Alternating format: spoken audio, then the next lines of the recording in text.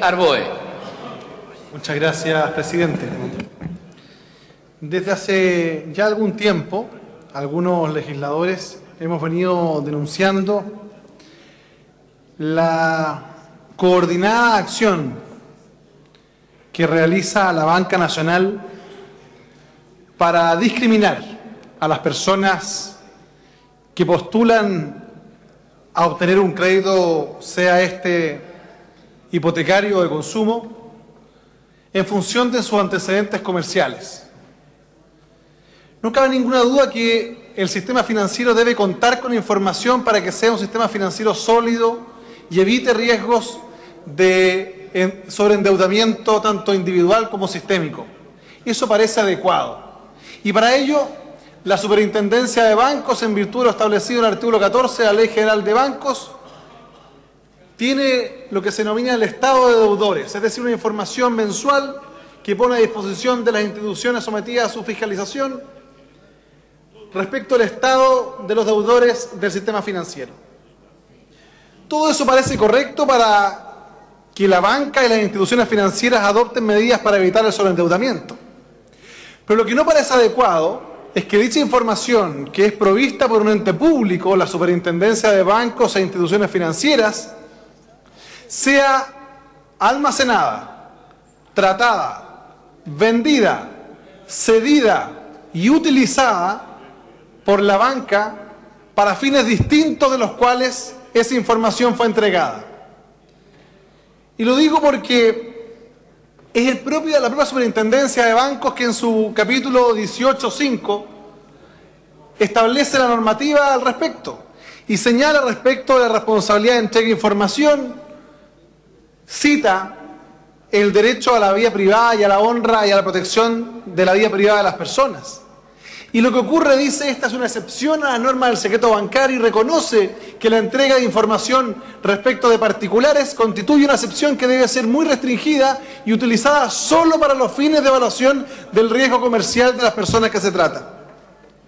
Déjeme decirle, señor presidente, que lo que en la práctica la Superintendencia de Bancos realiza es entregarle a la banca una posibilidad de un gran negocio que hoy día tienen armado a través, entre otros, de SINACOFI, el Sistema Nacional de Información de la Banca, una empresa que han formado los bancos comerciales con el objetivo de almacenar, tratar y vender nuestros datos comerciales.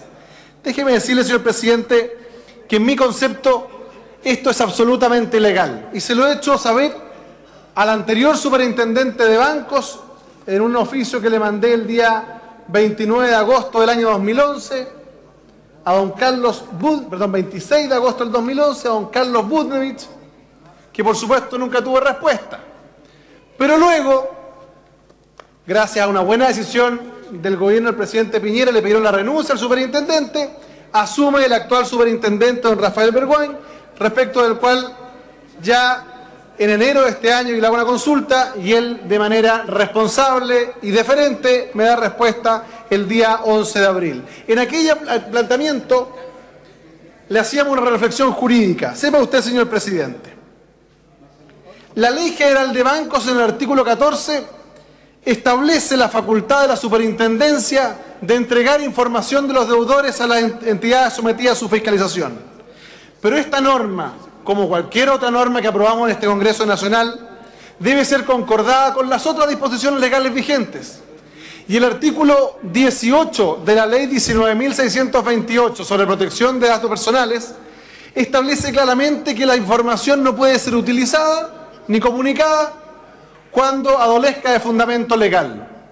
Si eso lo concordamos con el artículo 6 del mismo cuerpo normativo, que establece que la información deben ser eliminados cuando el almacenamiento carezca de fundamento legal.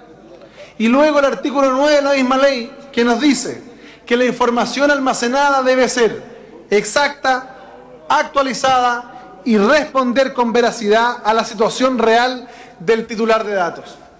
Usted comprenderá, señor presidente, que la información contenida en los registros históricos, que tiene más de 5 años, no es veraz, no es exacta Y no solo no refleja fielmente el estado económico de las personas, sino que lo distorsiona.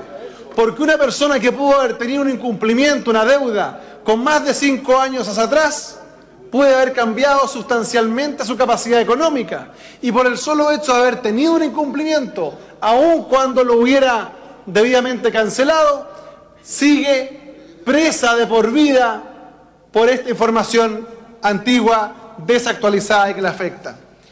Y algunos dirán, oiga, aquí puede ponerse en riesgo el sistema financiero. Déjeme decirle que con todo respeto, señor presidente, el sistema financiero, que es bastante más sólido en países como el Reino Unido y en otros países, en Estados Unidos, tiene límites.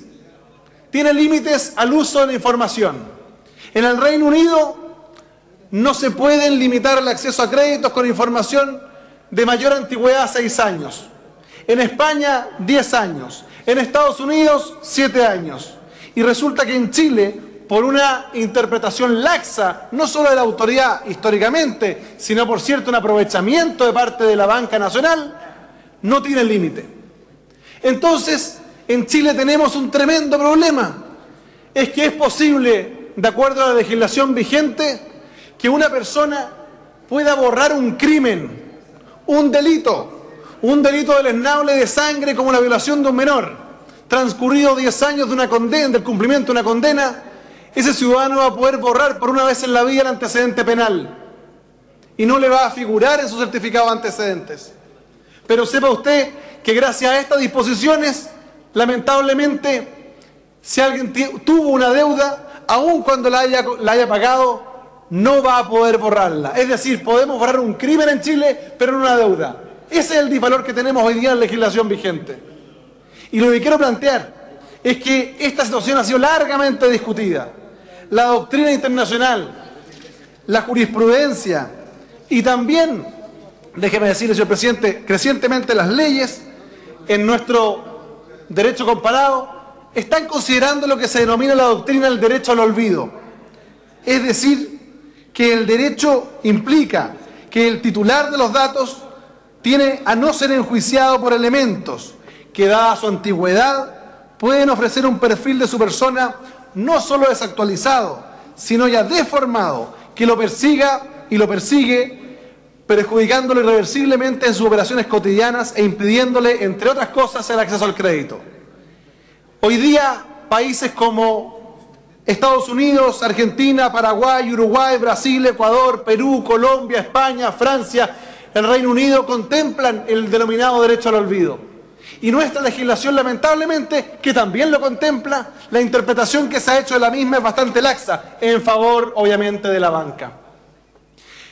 Invitado el señor superintendente de bancos a la Comisión de Economía de la Cámara de Diputados, yo observo con profunda sorpresa y beneplácito a su favor que la posición del superintendente a este respecto es bastante pro consumidores. Y lo digo, ojo, no solo en la lógica de la defensa del derecho del consumidor. Es perfectamente posible mantener la industria financiera sana, pero también resguardando la protección de los datos personales. Y así, por ejemplo, en su presentación hace referencia al artículo 10 del Decreto Supremo 950, que establece textualmente: las publicaciones aparecidas en el Boletín de Informaciones Comerciales dejarán de tener vigencia en los siguientes casos. A, si se ha publicado la respectiva aclaración de acuerdo con el artículo 4 del decreto, y B, si han transcurrido más de 5 años de la respectiva publicación en el referido boletín. Dice la Superintendencia de Bancos: del texto transcrito se desprende claramente que al dejar de tener vigencia estas publicaciones, el efecto que se produce es el mismo que si no existieran. Por lo tanto, si un banco tiene que resolver el otorgamiento de un crédito o la apertura de una cuenta corriente a una persona que registra un protesto aclarado o uno que lleve más de 5 años publicado, debe pura y simplemente abstraerse de la existencia de estos protestos y proceder como si no hubiesen existido jamás. ¿Qué le decimos entonces cuando esta interpretación existe y cuando la señora Maricela Hernández reclama que no teniendo ningún protesto en los últimos 5 años ni deuda vigente, el Banco Santander le niega un acceso al crédito? O el señor David Buenulado, lo mismo respecto al Banco Estado, o don Luis Andrés Cornejo respecto del Banco BBVA, o doña Alejandra Vargas del Banco París, o Verónica Araya del BCI. Lo que quiero reflejar, señor presidente, es que esto no es que sea la maldad de un banco. Aquí hay una colusión bancaria destinada a utilizar los registros históricos como mecanismo de discriminación crediticia. No es aceptable, señor presidente. Entendemos la necesidad de tener una industria financiera sana y estable y lo mantenemos con responsabilidad.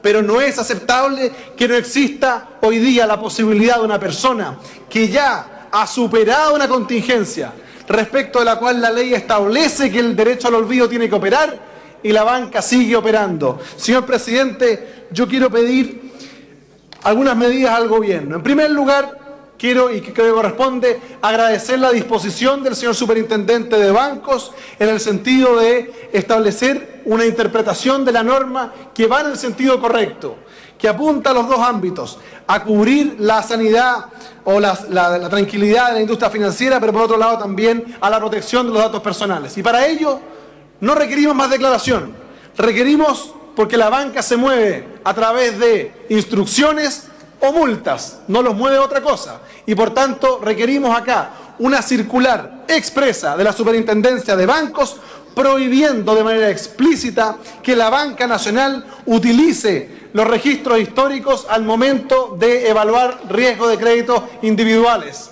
Y en segundo lugar, estableciendo que de ser incumplida dicha instrucción de la superintendencia, aplicarle las multas que van hasta 500 UTM y en caso de reincidencia hasta 1000 unidades tributarias. Si esa situación no ocurre, nos veremos obligados en el Parlamento a nuevamente tener que decirle a la banca: vamos a tener que establecer un proyecto de ley para terminar con estas infracciones.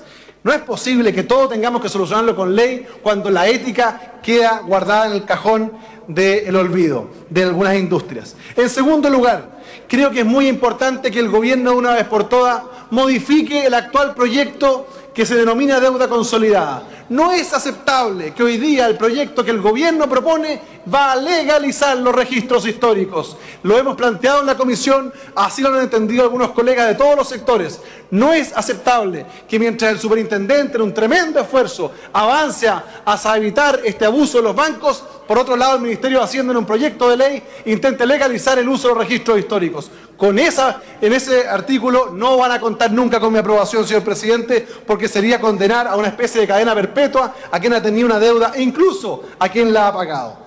Por eso le pedimos al ministro de Hacienda explícitamente, a través de su subsecretario, que modifique el proyecto del sistema de informaciones comerciales que hoy día está en la Comisión de Economía de la Cámara de Diputados, estableciendo un límite máximo para el uso de registros de antecedentes comerciales. Y en tercer lugar, no parece lógico, señor presidente, que estemos en la Comisión de Economía discutiendo el proyecto de informes comerciales y tengamos en carpeta el proyecto de protección de datos personales. Hay una incoherencia legislativa total, señor presidente. Si el proyecto de datos personales tiene varios capítulos, uno de ellos es el relativo a informes comerciales. Y déjeme decirle, en el libro que estamos trabajando de materia de informes comerciales, en todas las legislaciones internacionales se ha trabajado los proyectos de informes comerciales como parte del proyecto de protección de datos personales, porque es un capítulo. Así como existe la protección de datos en materia de informes comerciales, existe información sensible, información de salud, información privada. Es decir, señor presidente, también pedirle al gobierno que establezca una coherencia legislativa y nos permita discutir en paralelo ambos proyectos. De lo contrario, vamos a estar legislando a ciegas en un proyecto, insisto, que requerimos muchos acuerdos para llegar adelante. Finalmente, señor presidente, yo sé que estoy en el tiempo, solo quiero manifestar que aquí no se trata de un proyecto responsable. No estamos haciendo una demanda porque la ciudadanía lo esté demandando, es porque aquí se encuentran afectados millones de chilenos. Lo dijimos con el proyecto que terminó con los abusos del DICOM. Si hoy día no regulamos esto, vamos a tener letra muerta. Y miles de compatriotas, que son personas honestas, que cuando fueron estudiantes tuvieron una deuda, o por la separación, el abandono o la muerte de un familiar y no pudieron costear una enfermedad catastrófica, y ya la han superado y son buenos sujetos de crédito, los dejan al margen del sueño de la casa propia o de otro derecho del crédito por el solo hecho de haber tenido en el pasado una deuda. No parece adecuado, señor presidente, y tenemos que volver a poner las cosas en su valor. No es posible, insisto, y aquí termino, de que en este país se pueda borrar un crimen y no se pueda borrar una deuda. Eso no es aceptable para nuestro Parlamento. He dicho, señor presidente.